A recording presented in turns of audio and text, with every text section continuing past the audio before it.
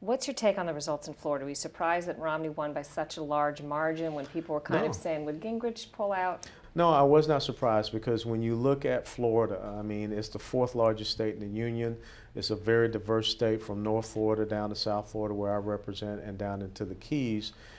You're not going to be able to go to every single nook and cranny and county. So the fact that Governor Romney had an impeccable organization and structure, and of course he had the financial wherewithal, I think he ended up spending $17 million in the state of Florida. And I will tell you that the commercials were, he just inundated the television and the radio, and he pretty much so pummeled Speaker Gingrich. And so I think that that was a key factor in him being successful. And plus, I think that he stepped up his game as far as the two debates that occurred in Florida.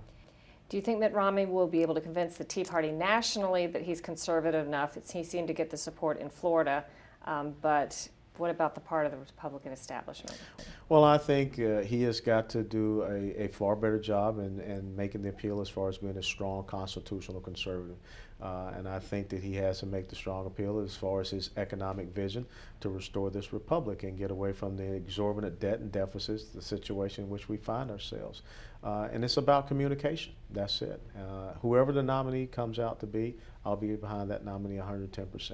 Have you said who you support in the meantime, or you're waiting to see No, who's I chosen? don't endorse it. I'm not that important. I'm just a young buck freshman up here. You may